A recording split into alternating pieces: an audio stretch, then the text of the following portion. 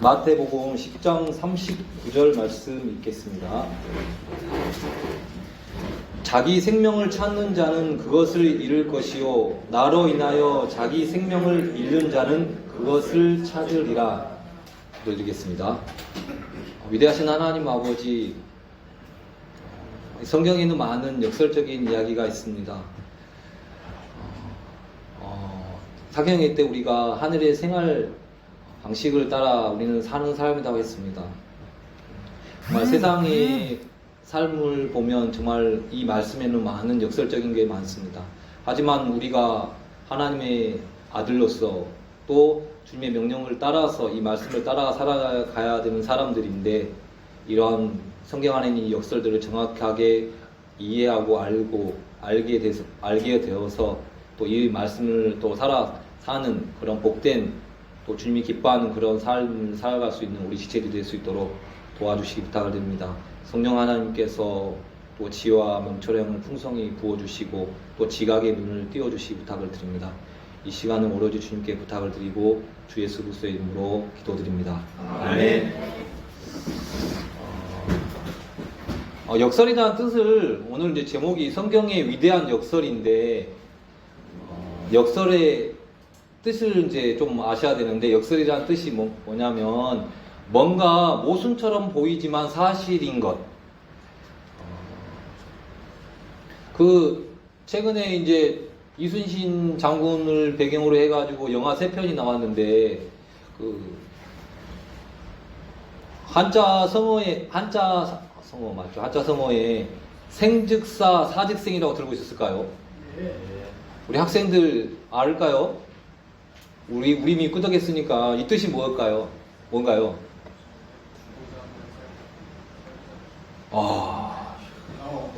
50점. 왜냐면 제가 발음이 좀 이상한지 모르겠어요. 다시 그러니까 모든 걸 정확하게 들어야 됩니다. 생즉사, 뭐가 먼저인지, 생즉사, 사즉생. 그러면 뭐가 먼저겠죠? 오케이. 맞습니다. 생즉사이기 때문에 살고자 하는 자는 죽을 것이요 죽고자 하는 자는 살 것이니라. 야, 참, 이 말이 이제 이런 부분들이 어떻게 보면 역설이라는 거예요. 살고자 하는데 왜 죽으라고 그러는 거지? 말이 안 맞잖아요. 근데 이게 사실이라는 거예요. 근데 이제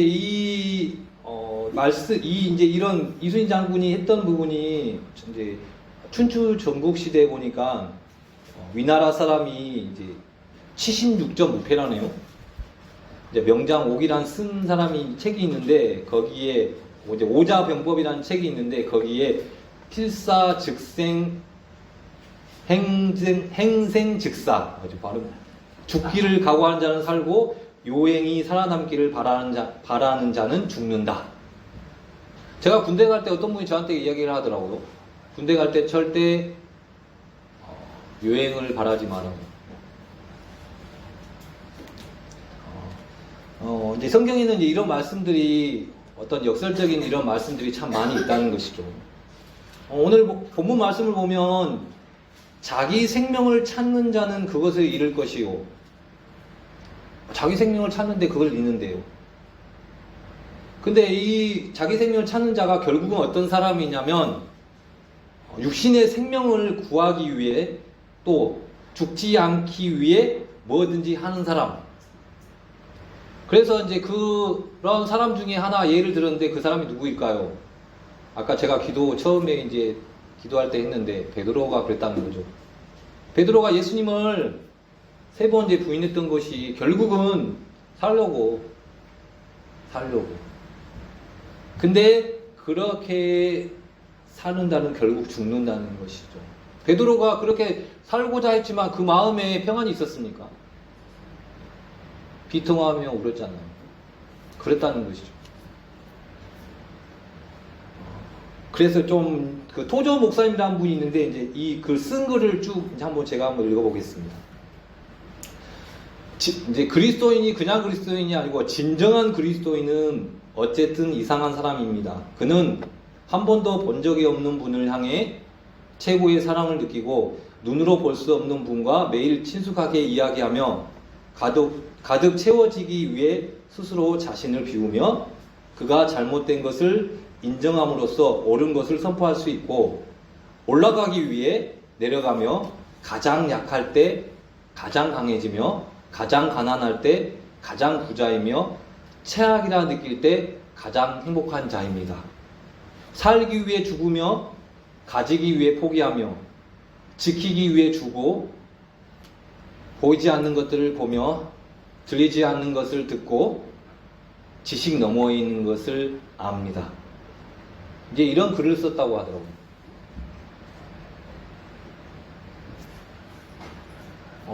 사도 바울도 역시 이제 그런 역설의 진리를 알고 또 일생 동안 그런 역설의 진리를 따라 산 사람 중에 한 사람입니다. 그래서 성경에는 딱 본을 받으라고 하는 분은 예수님 말고 딱 한 명인데 그 분이 바로 사도 바울입니다. 왜냐하면 그런 삶을 따라 살았기 때문에. 그래서 이제 고린도후서에 그런 말씀 있잖아요. 우리는 속이는 자 같으나 진실하고 무명하는 자 같으나 유명하며 죽은 자 같으나 보라 우리가 살고. 어떻게 보면 안 맞잖아요, 이렇게. 근데 그게 사실이라는 거예요. 저는 말씀을 준비하면서 저 자신도 그러고 여기 있는 우리 학생들 이제 앞으로 우리 재상이도 막 삼성전자를 목표로 두고 간다는 말도 듣고 우리 진욱이도 군대 생활을 하고 있고 뭐 이제 다들 이제 어떻게 보면 부모 곁을 떠날 날들이 더 가까워진 걸 참 많이 느낍니다. 그러면 이런 성경에 나오는 역설적인 진리를 정확하게 배우고 살지 않으면 세상 사람들이 사는 사람들과 똑같은 삶을 살 수밖에 없어요. 이게 우리 교회에 어떻게 보면 우리 어른된 우리 형제 자매님들의 어떻게 보면 숙제죠. 아이들이 이 성경의 진리를 따라 살아야 되는데 너무 이 삶이 어떻게 보면 역설인 거예요, 역설. 그렇게 살아면 저 사람 이상한 사람처럼 보일 수 있는 이 세상과. 그래서 좀 이런 말씀을 준비하면서 이 말씀들이 우리 학생들의 마음에 정확하게 심어지고 또 열매를 맺기를 바라는 그런 마음이 있었습니다.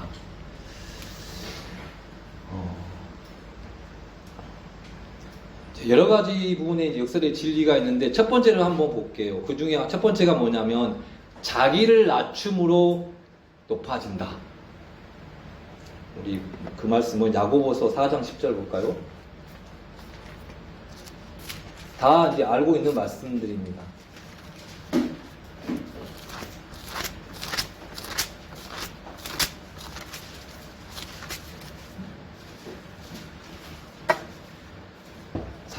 야고보서 4장 10절 주의 눈앞에서 스스로 겸손하라. 그리하면 그분께서 너희를 높이시리라. 베드로전서는 제가 한번 읽어볼게요. 베드로전서 5장 6절에는 그러므로 하나님의 강한 손 밑에서 스스로 겸손하라. 그리하면 정하신 때 그분께서 너희를 높이시리라.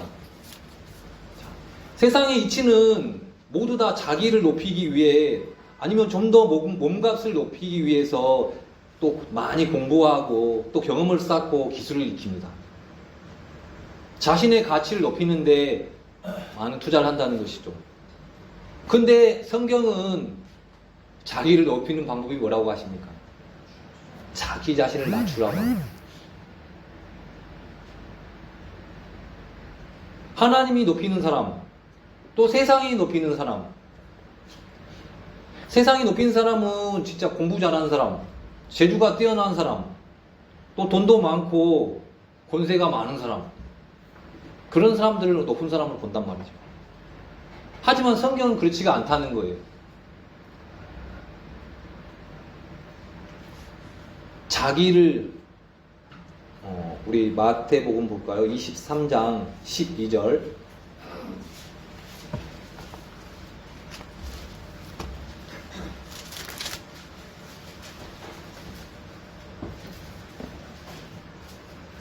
누구든지 자기를 높이는 자는 낮아지고 자기를 낮추는 자는 높아지리라.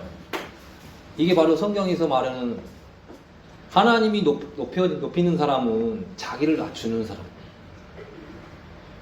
이건 하나님이 어떻게 생각하면 그럴 수 있어요. 하나님이 낮춰주겠지? 아니에요. 스스로 자기를 낮춰야 됩니다. 자기가 마음의 결단과 의지를 갖고 어떻게 보면 이 부분은 우리의 이 본성을 거스르는 진리라는 것이죠. 여기 우리 모르겠습니다. 우리 형제님들 또 우리 학생 여기 있는 우리 학생들 낮추고 싶습니까? 자기를 높이고 싶습니까? 어떻습니까?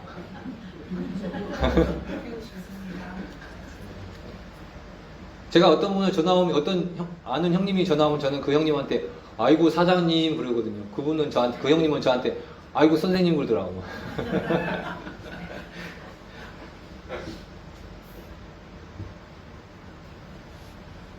근데 우리는 성경을 따라가야 되는 사람들이라는 것이죠. 예수님도 뭐라고 하셨냐면 사람의 아들은 섬김을 받으러 오지 아니하고 도리어 섬기며 자기 생명을 많은 사람의 대성으로 주려고 왔노라고 하셨어요. 섬김을 받으러 오지 아니하고 섬기러 왔다는 거예요. 그러면 우리도 여기 오늘 온 것이 무엇이냐면 우리도 섬기러 온 것이죠.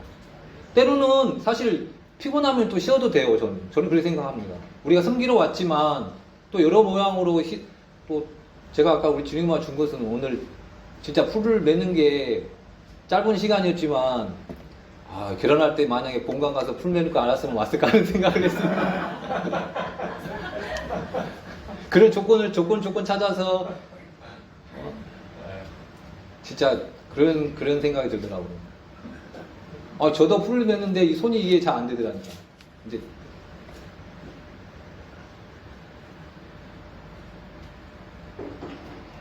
예수님도 우리를 섬기러 오셨다는 거죠. 그래서 또 예수님이 말씀하시기를 큰 자는 섬기는 자와 같다고 하셨어요. 큰 자. 우리가 큰 자가 되려면 결국은 섬기는 자가 큰 자라는 거예요. 너무 다르잖아요.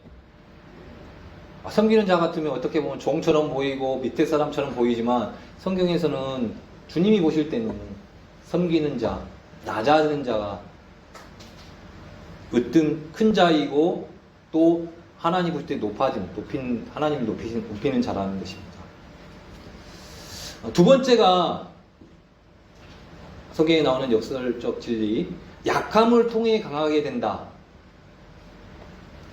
우리 고린도후서 12장 10절 보겠습니다.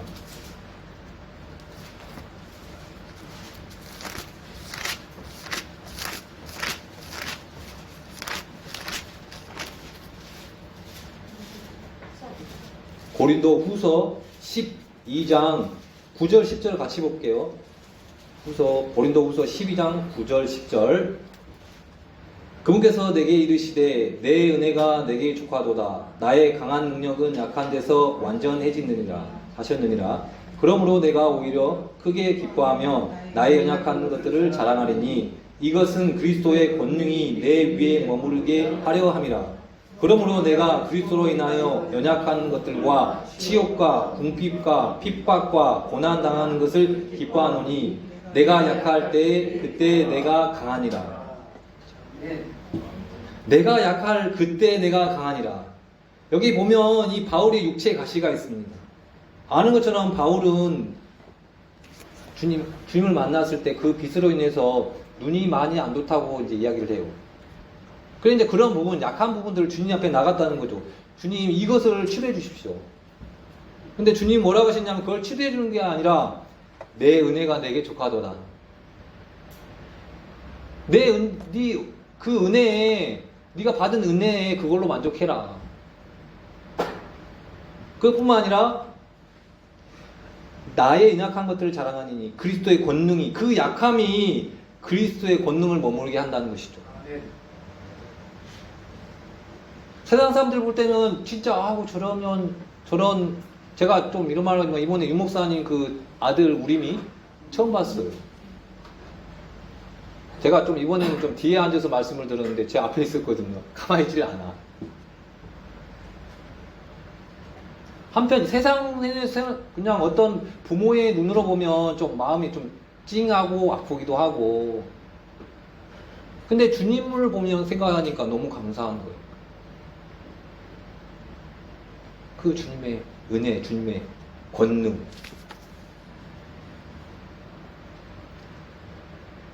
그래서 우리는 연약한 거 있잖아요.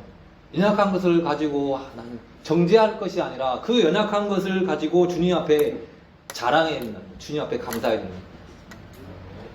왜냐하면 그 연약한 것이 주님의 은혜 또 주님의 강한 능력으로 완전해지니까.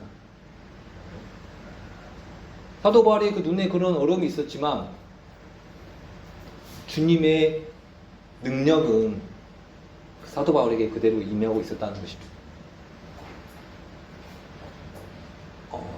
우리가 이제 고린도에 보면 그런 거 있잖아. 연약한 것들을 택하시고 또 연약한 것들을 약한 것들을 통해서 강한 것들을 부끄럽게 하신다. 우리는 여기 구원을 여기 있는 분, 우리 여기 앉아 계신 분들 중에 구원을 진짜 받았다면 다 우리가 약하기 때문에 구원을 받은 것이라는 것이죠. 우리가 정말 제대로 하나님 앞에 섰을 때 제대로 된 자이다면 구원을 받을 수가 없어요.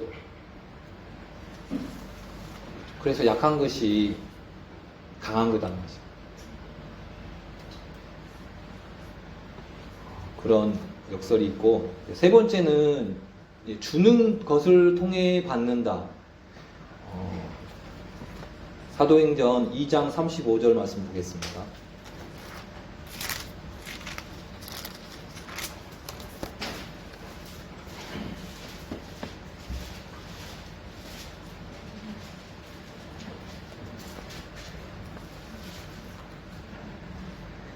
내가 너희에게 모든 것을 보여주되 곧 너희가 마땅히 이렇게 수고하여 약한 자들을 지원하고. 사도행전 20장 35절입니다.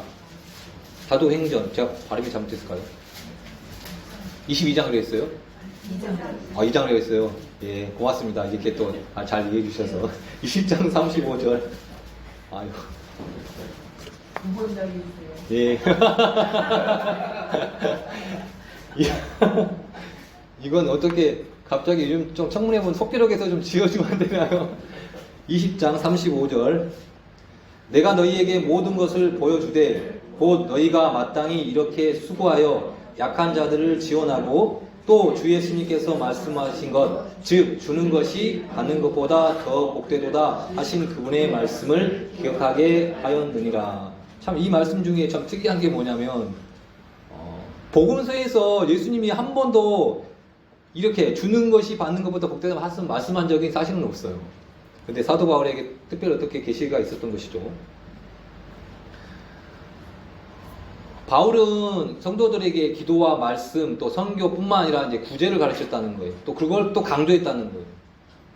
왜냐하면 주는 자는 탐심과 탐욕을 제어할 수 있다는 거예요.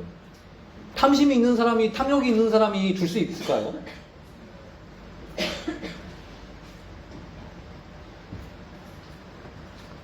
그리고 값없이 나누어주고 베풀기를 좋아하는 자는 주께서 매우 기뻐하시는 희생물을 드리는 사람이란 말이에요.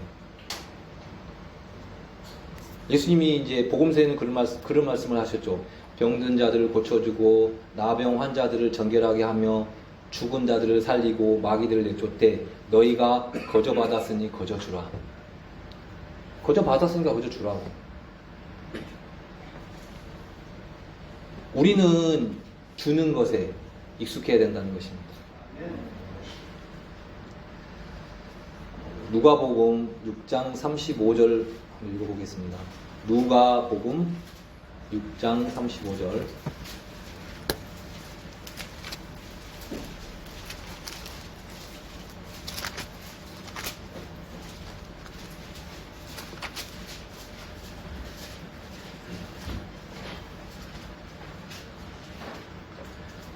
오직 너희는 너희 원수들을 사랑하고 선을 행하며 아무것도 바라지 말고 빌려주라. 그리하면 너희 보상이 클 것이요 또 너희가 가장 높으신 이의 아이들이 되리니 그분께서는 감사하지 않는 자와 악한 자에게 친절하시니라.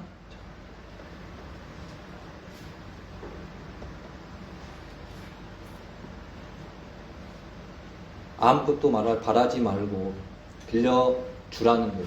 아무것도 바라지 말고. 그러면 주님이 다음에 주신다는 거예요. 당장 우리가 지금 이곳에 사는 동안에는 그렇게 안 받을 수 있지만 분명히 우리는 주님 앞에 섰을 때는 그것을 다시 주실 거예요.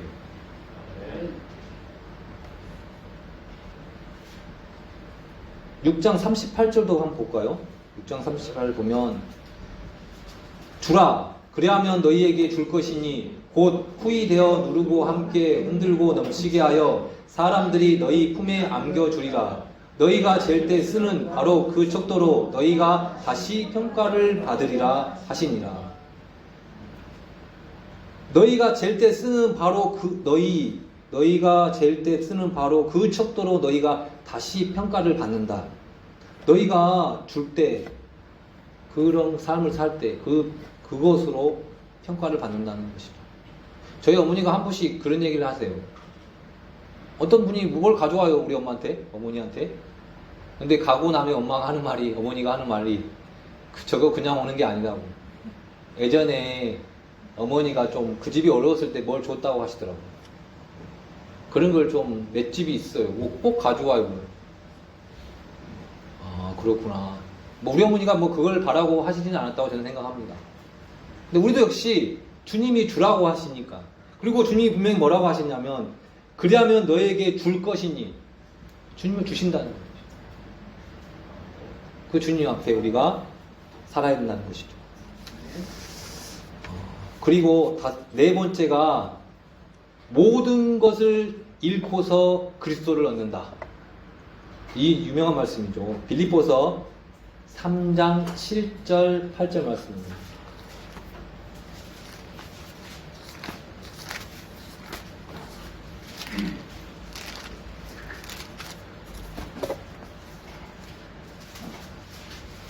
죄송합니다. 빌립보서가 아니고 예, 맞습니다. 3장 7절 8절 그러나 무엇이든지 내게 이득이던 것들을 곧 그것들을 내가 그리스도를 위하여 손실로 여겼으며 참으로 확실히 모든 것을 손실로 여김은 그리스도 예수 내 주를 아는 지식이 태어나기 때문이라. 내가 그분을 위하여 모든 것에 손실을 입고 그것을 단지 배설물로 여김은 내가 그리스도를 얻고 그것들을 단지 그것들을 얻고 버프링거렸네요. 여기 보면 이제 이득이던 것들, 영어로는 이제 게인인데 우리 영어 성경에 이제 게인이라는 단어가 여기저기 나오는데 어떤 데는 유익, 어떤 데는 얻다 그런 뜻으로 되어 있더라고요. 그러니까 내가 이득이 된 것들, 내가 유익이 된 것들, 내가 얻는 것들. 저는 이 말씀을 보면서 제가 오늘 하루에 하나 앞에 하나님의 은혜를 입어서 얻었던 것들, 또 그것들을 손실 내려놓는다는 거죠. 사람들은 그러잖아요. 자기가 이렇게 하면 나 이것도 했고 저것도 했고 계속 쌓는 삶을 사는데 우리는 그런 것들을 다 배설물 여기고 손실 여기고 다 내려놓아야 된다는 것이죠. 그것이 왜냐하면 예수 그리스도를 아는 지식으로 그걸 통해서 예수 그리스도를 얻을 수 있기 때문에. 그렇지 않으면 예수 그리스도를 얻을 수가 없는 거예요. 우리 마음에 예수님이 커져가는 것이 아니라 우리의 의가 커질 수 있다는 것이죠. 사도 바울도 어떻게 보면 얼마나 아시는 것처럼 뛰어난 인물이었잖아요. 성경을 잘 아는, 또 가문도 짱짱한. 근데 그런 것들을 다 자기에게 유익한 거, 이득 있던 것들 다 내려놨다는 거죠. 배설물을 여겼다는 것이죠. 이런 말을 들으면 진짜 너무 세상과 다르지 않습니다. 그래서 성경은 더러운 이익을 탐내지 말라고 해요. 어떤 역본에는 그렇게 되어 있죠. 이득이 경건이라고.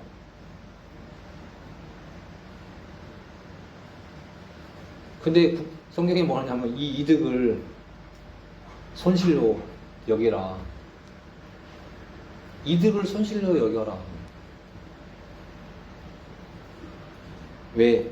그걸 통해서 우리가 예수님을 알고 예수 그리스도를 얻기 위해서 우리 그런 삶을 살아야 된다는 것이죠. 다섯 번째가 이제 죽음을 통해 열매를 맺는다. 요한복음 12장 24절 말씀 읽겠습니다. 요한복음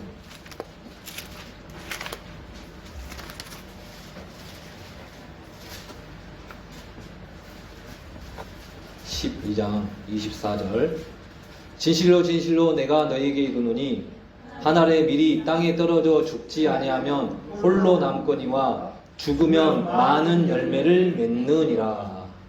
자, 열매를 맺으려면 죽어야 된다는 거예요. 참 너무 맞지 않지 않습니까?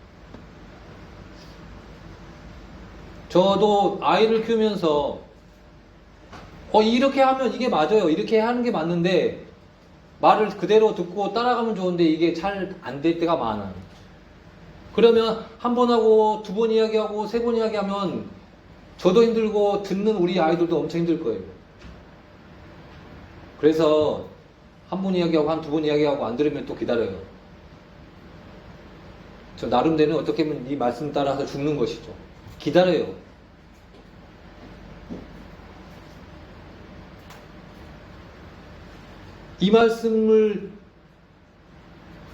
이 말씀처럼 이 한 알의 밀이 땅에 떨어져 죽지 아니하면 홀로 남거니와 죽으면 많은 열매를 맺는다.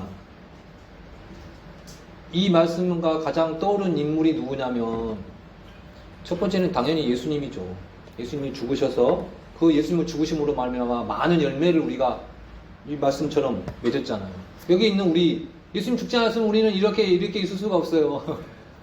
그렇지 않습니까? 그리고 이제 사사기에 나오는 한 인물 누가 그렇게 많은 한 사람의 죽음으로 많은 열매 맺은 사람이 누구일까요? 네, 맞습니다. 저는 처음에는 삼손 보면서 그거 지가 죄송합니다. 삼손이 잘못해가지고 근데 결국 그 죽음으로 인해서 많은 이게 그러니까 예수님의 예쁘다는 거예요. 삼손의 모습이. 우리가 따로 우리 십자가를 져야 되는데 그 십자가가 뭐냐면 내가 가지고 있는 거, 내가 생각하고 있는 거 그게 맞아요. 틀리지는 않아요. 하지만 그걸 내려놓을 줄 알아야 된다. 그게 참 인내가 필요한 것이죠. 사도 바울도 그랬잖아요. 모든 것이 적법해요. 이렇게 하는 게 맞아. 근데 그게 적절하지 않아서 사도 바울은 또 그 생각을 자기가 가지고 있는 걸 내려놨단 말이에요. 우리가 진짜 주의해야 될 거 말씀을 배우면서 우리는 하나씩 알아가요. 근데 그게 말씀에 따라 그게 적법하지만 또 하나 필요한 게 적절해야 된다는 것이죠.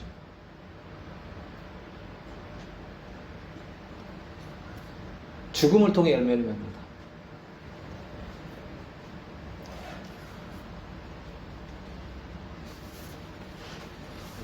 오늘은 이제 빨리 끝내기 위해서 마지막 예수 그리스도의 십자가의 역설.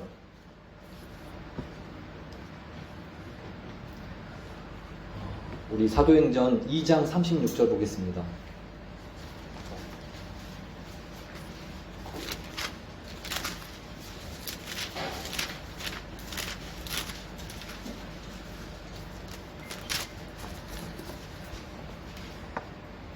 그런즉 이스라엘의 온 집은 확실히 알지니 너희가 십자가에 못 박은 그 동일한 예수님을 하나님께서 주와 그리스도로 삼으셨느니라 하니라.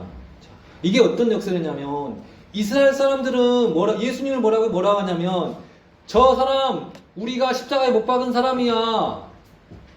근데 주님 하나님은 뭐라고 하셨냐면 주로 그리스도로 삼으셨다는 거예요. 예수님을 믿지 않는 사람들에게는 저 저주받은 사람 그렇게 보지만 하나님께서는 주로 그리스도로 예수님이 그 십자가에 못 박이심으로 주로 그리스도로 삼으셨다는 거예요.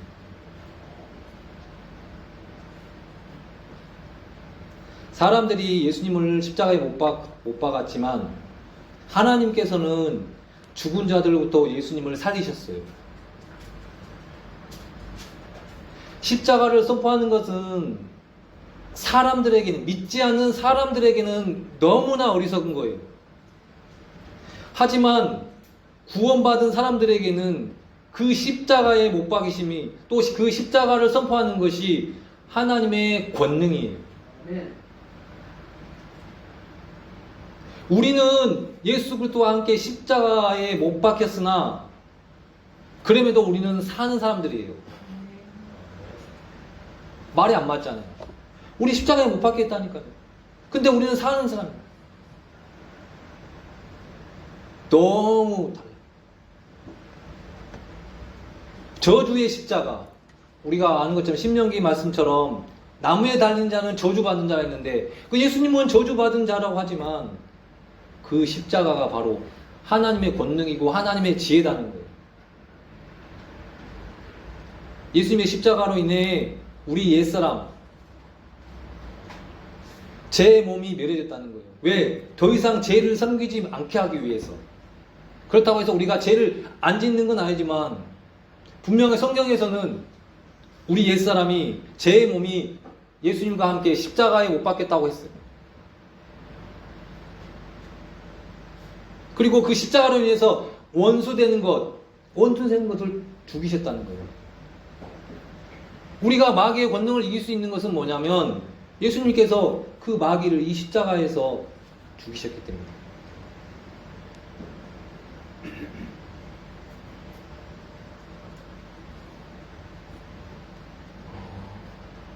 자, 로마서 5장 8절부터 10절 말씀 보겠습니다.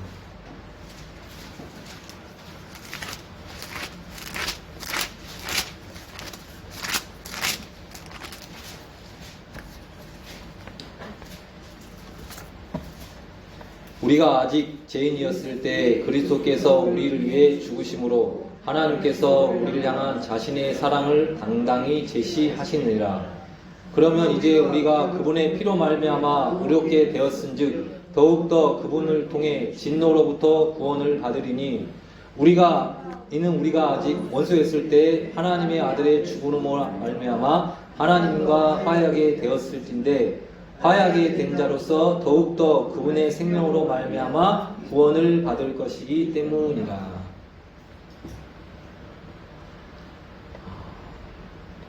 하나님의 사랑이 어디서 선포됐다는 것입니까? 하나님의 사랑이 어디에서 선포됐냐면 십자가에서. 자, 8절을 보니까 우리가 아직 죄인이었을 때 그리스도께서 우리를 위해 죽으심으로 하나님께서 우리를 향한 자신의 사랑을 당당히 제시하니라. 예수님께서 십자가에서 죽으셨단 말이에요. 이스라엘 사람들은 저 사람 봐, 죽여야 된다고 했던 사람 죽었잖아 하면서 할 수 있지만 믿는 사람들에게는 그것을 통해서 하나님의 사랑이 제시되었다는 거예요.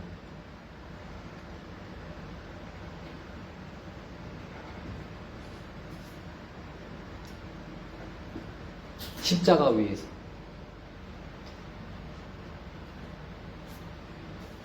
그 십자가에 하나님의 사랑이 제시된 곳이라는 거예요. 많은 사람들은 십자가 하면 나무에 달린 자, 저주받은 것, 저주받은 사람이다 보겠지만 우리 하나님이 믿는 사람들에게는 근데 그것도 웃긴 게 우리가 아직 죄인이었는데 우리가 하나님 앞에 원수된 사람이었는데 근데 그 십자가에서 하나님의 사랑이 제시가 되었다는 거예요. 그렇다면 우리가 그 십자가를 생각하면 감사하지 않겠냐는 것이죠. 십자가에서 우리를 위해 죄들의 화해 헌물이 되신 분, 우리를 위해 저주가 되신 분, 그 십자가에 주님의 하나님의 사랑이 있다는 것이죠.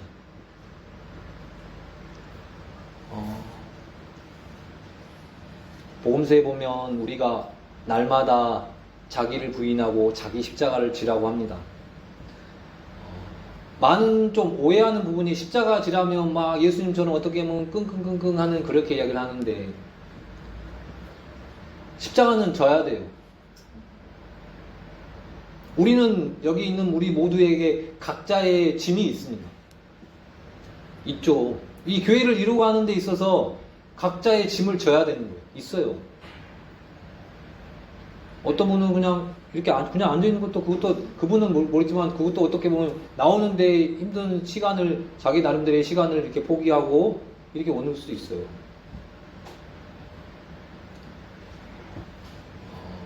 저 개인적으로 우리가 이제 다음 주에 가는 부분도 그렇다는 것이죠. 야외배를 하는 부분도. 근데 이제 이게 아까 저는 또 그 생각을 하거든요. 적법 하나 적절한 거.